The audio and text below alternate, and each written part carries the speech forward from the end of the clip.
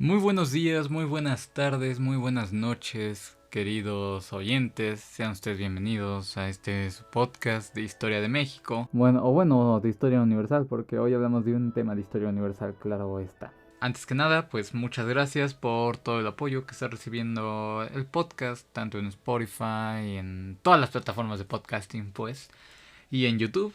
Hemos alcanzado los 72 suscriptores en los últimos días, hemos crecido bastante.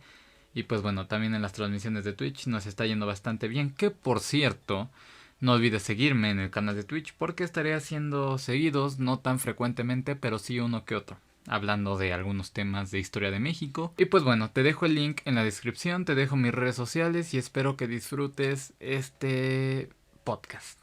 Sin más, comenzamos. Hay personas en la historia universal que destacan por ser auténticos guerreros, auténticos duros, auténticos grandes. En esta sección de Resumiendo Vidas hemos hablado bastante de ellos.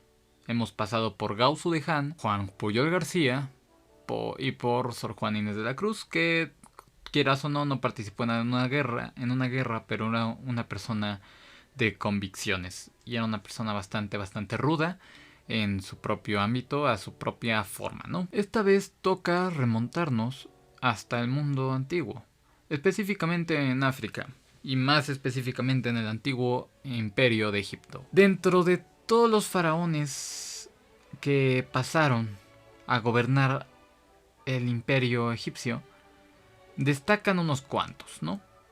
Seguramente han oído el nombre de Cleopatra, de Tutankamón, de Keops, pero entre todos esos destaca uno con una enorme diferencia entre los otros.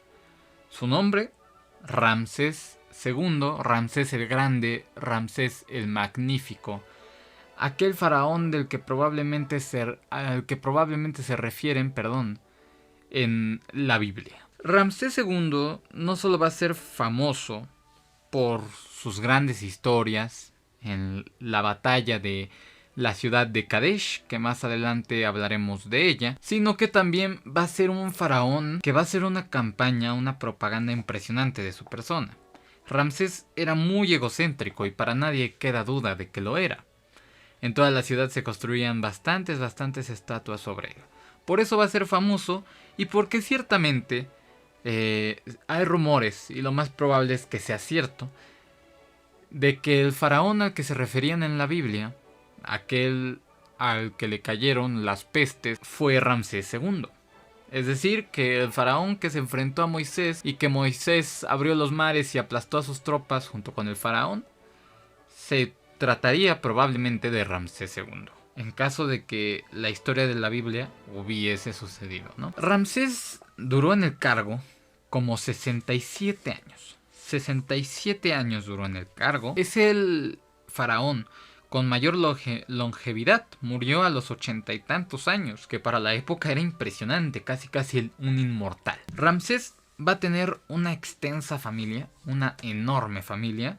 Va a tener dos esposas principales, entre ellas pues la principal, que va a ser Nefertari, entre demás concubinas con las que también va a tener hijos, ¿no?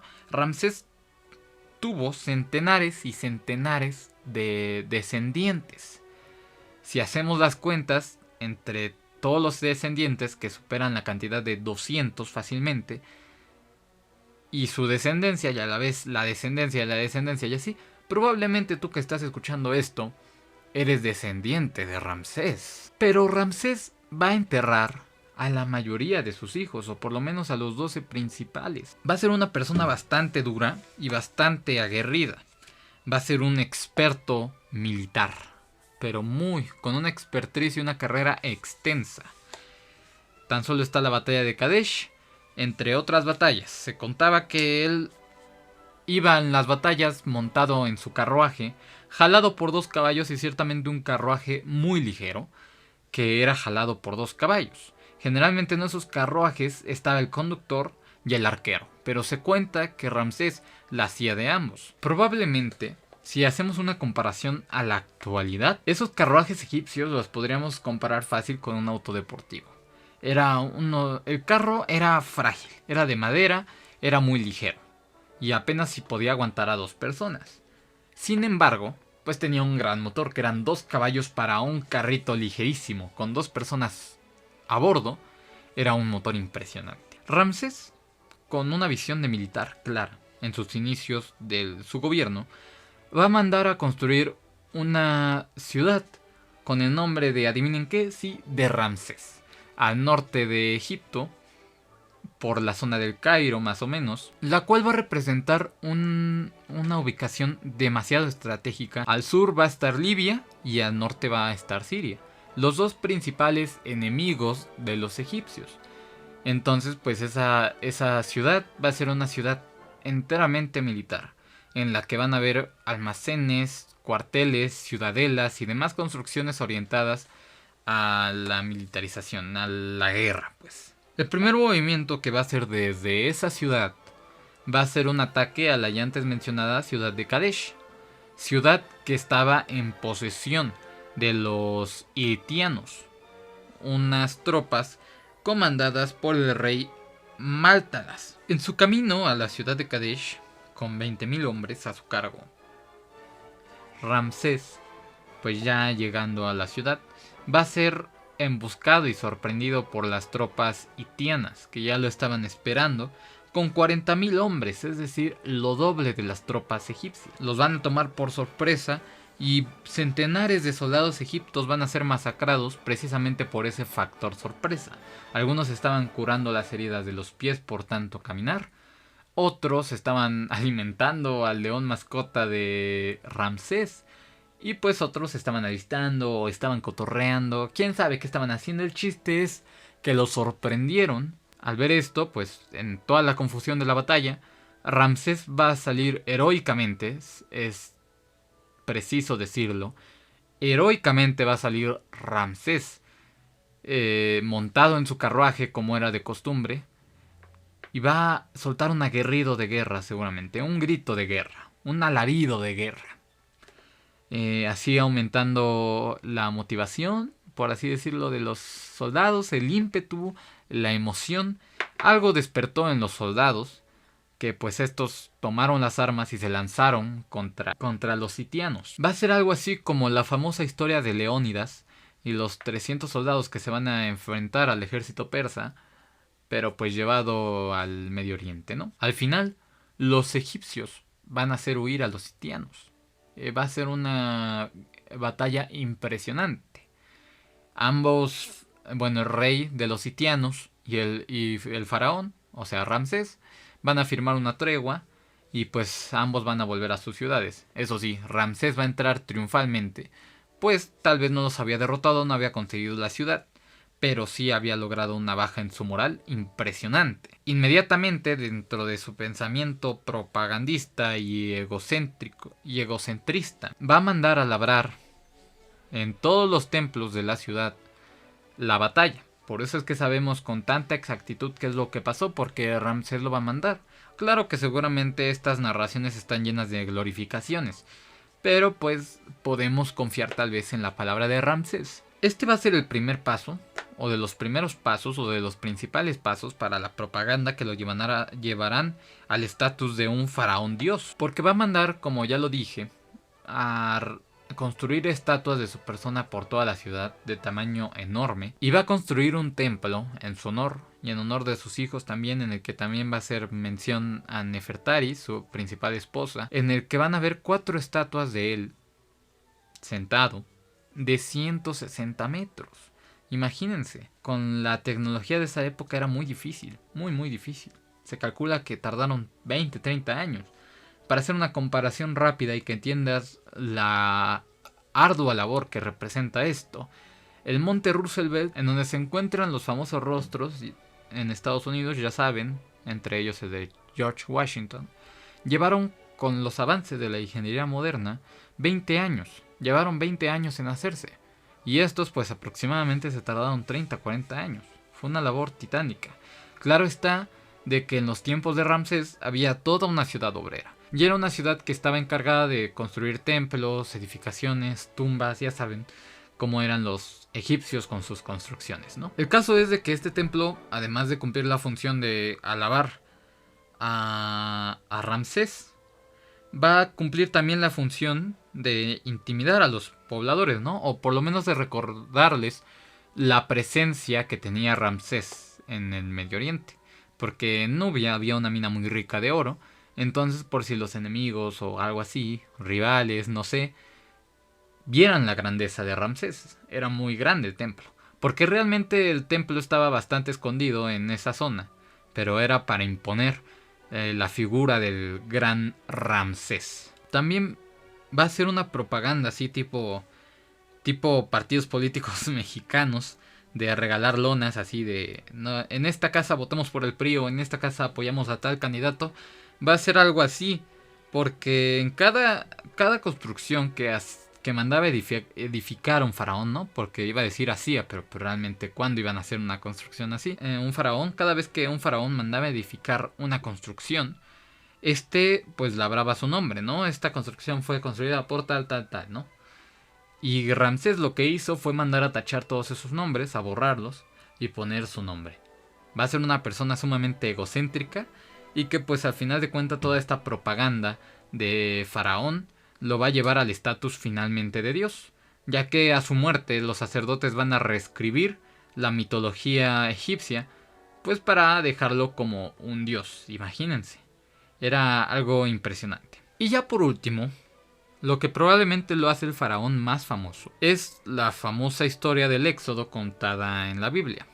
Si ustedes saben, que seguramente saben, aunque no hayan leído en su vida la Biblia, de la existencia de Moisés, ¿no? Y de la historia de Moisés y de los israelitas y que vagaron 40 años en los desiertos, pues bueno, se puede inferir, se puede sugerir, el faraón del que hablan en la Biblia y que jamás mencionan su nombre, puede ser Ramsés. No es comprobable realmente si Ramsés, o más bien si Moisés y todo eso de las plagas existió. Porque las plagas sí, obviamente ahí en Egipto eran muy comunes, pero si realmente él las mandó y mandó a abrir el río Nilo, porque no hay registro alguno en el antiguo Egipto para corroborar esto, ¿no? Sin embargo, la misma evidencia la encontramos en la Biblia, ¿no? No en el capítulo del Éxodo, pero sí lo encontramos en el capítulo en el que se habla de José.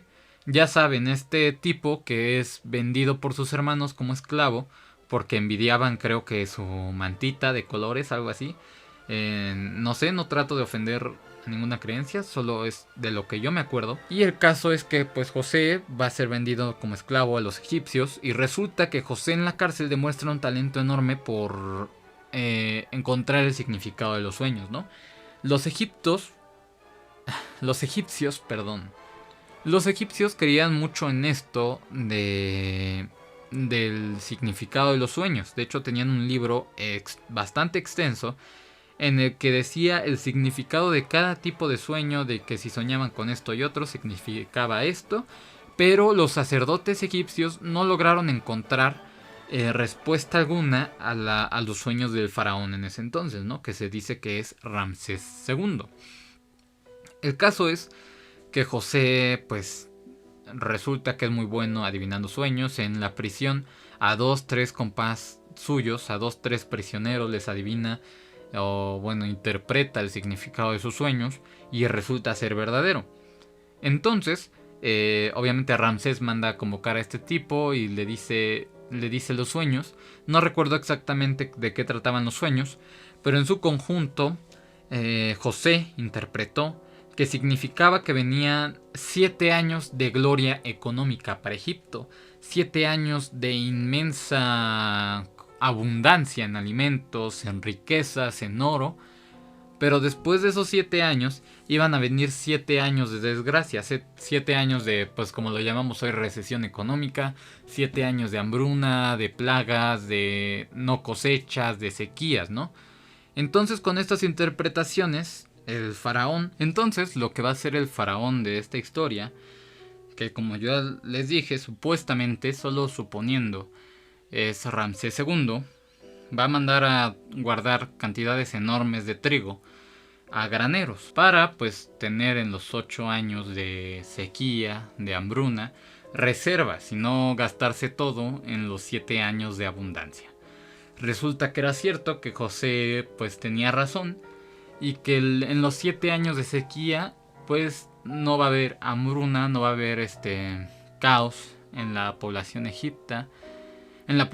Egipto, perdón, porque pues se previnieron, ¿no? Gracias a las interpretaciones de José. Esto es evidencia porque en las mismas evidencias egipcias, no fuera de la Biblia, hay registros de un cambio de actitud radical dentro del mismo Ramsés, en donde sí, efectivamente sí ocurren estos 7 años de sequía, sí hay evidencias, no de la cantidad exacta, pero sí hay evidencia de que durante el reinado de Ramsés hubo una enorme sequía en la que pues Ramsés se había prevenido debido a algo.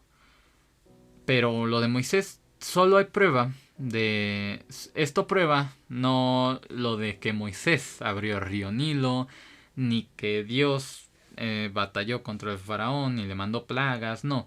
No es evidencia de esto, sin embargo sí es evidencia de, pues, de los israelitas, ¿no? Que construyeron la ciudad de Ramsés, precisamente la ciudad militar. Seguramente esta es la ciudad de la que se habla en la Biblia, que construyeron los israelitas. Y es tal vez el capítulo de José, que sí coincide con algunas evidencias de Ramsés, pruebe que sí existió los israelitas esclavos en la región egipcia, y pruebe que pues los egipcios se levantaron contra el faraón y se fueron.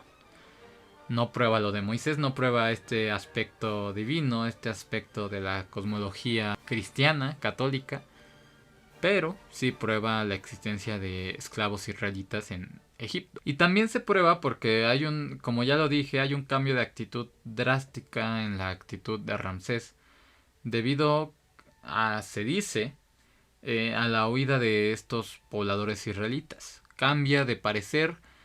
Y obviamente pues también va a cambiar muchísimo debido a la muerte de muchos de sus hijos, a que entierra su esposa Nefertari, y a muchos aspectos que van a cambiar la actitud de Ramsés II. Con esto finalizamos este 5º episodio en el que resumo algunas vidas sobresalientes en la historia de México y Universal. No olvides suscribirte, seguirme en mis redes sociales y pues bueno, nos vemos en el siguiente podcast. Muchas gracias por escucharme.